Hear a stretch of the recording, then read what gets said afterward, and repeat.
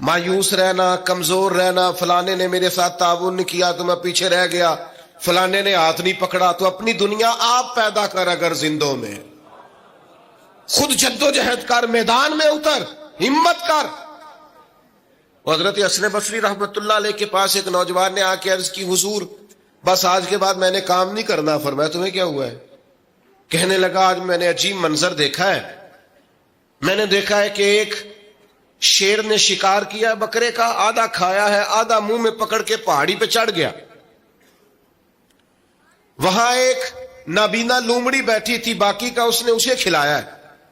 تو حضور میں یہ سمجھ گیا ہوں کہ جو رب اس نابینا لومڑی کے لیے بندوبست کرتا ہے میرے لیے بھی کرے گا، لہذا میں نے کام نہیں کرنا۔ حضرت حسن بصری بڑا مسکرائے، فرمانے لگے کہانی میں کردار تو نے دو دیکھے، ایک شیر ایک لومڑی۔ فرمانے لگے کیا بات ہے تیری، تو نے لومڑی بننے کا پروگرام بنایا، شیر بننے کا کیوں نہیں بنایا؟ تو شیر بننا، شکار کر، خود بھی کھا دوسروں کو بھی کھلا۔ یہ کیا بات ہوئی؟ امت کے جوان فائلیں لیے دفتروں کے چکر لگاتے اور اپنی بغل میں کاغذات لیے امبیسیوں کے پھیرے کاٹتے اور ایجنٹوں سے سوال کرتے کہ مجھے ملک سے باہر جانا ہے، کیا طریقہ ہے؟ یہاں رہ کے بھی محنت ہو سکتی ہے، اپنی مٹی پہ چلنے کا سلیقہ سیکھو، سنگ مرمر پہ چلو گے تو پھسل جاؤ گے۔ دوستو سنو، میرے کریم نے فرمایا جا لکڑیاں، ایک پیشہ برا ہے میرے بھائیوں، ایک پیشہ وہ ہے کسی کے آگے ہاتھ پھیلانا، باقی دنیا میں کوئی پیشہ برا جو ٹھیلا لگاتا ہے اور مالٹے بیچتا ہے اور سیب بیچتا ہے، بڑا عزت والا آدمی، یہ شارٹ کٹ چھوڑ دو، دوسروں پہ بھروسہ کرنا چھوڑ دو۔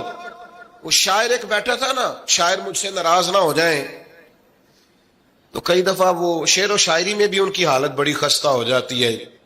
جن دنوں لوگ پتلے کپڑے پہنتے ہیں، بعض شاعروں نے ان دنوں میں بھی موٹی چادر لی ہوئی ہوتی ہے۔ تو ایک جگہ بیچارہ بیٹھا تھا کونے میں، اللہ ماشاءاللہ سب کی بات نہیں، تو حالت ایسی خستہ تھی، ایک بندہ 5 روپے پھینک گیا، تو تھا خوددار، بڑی تکلیف کو اٹھا اپنے پیسے، تو اس نے کہا آپ کی حالت بتا رہی ہے، آپ کو ضرورت ہے۔ اس نے کہا ضرورت پڑی تو اللہ رسول سے مانگوں گا، تیرے سے کیوں مانگوں گا؟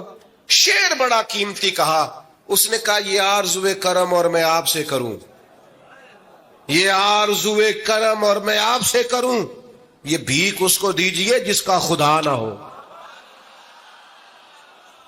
میں تو وارث ہے میرے اللہ رسول، میں کو لاوارث ہوں کہ تیرے سے مانگتا پھروں؟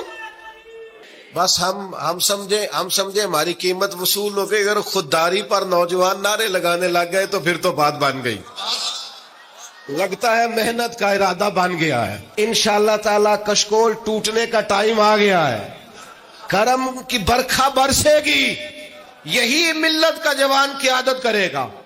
اور یاد رکھنا، ہمیشہ قیادتیں غریبوں کے بچوں نے کی ہیں، جنہوں نے آدھی قیمت پہ کتابیں لے کے پڑھی ہیں، بڑی ڈگریاں انہوں نے حاصل کی ہیں۔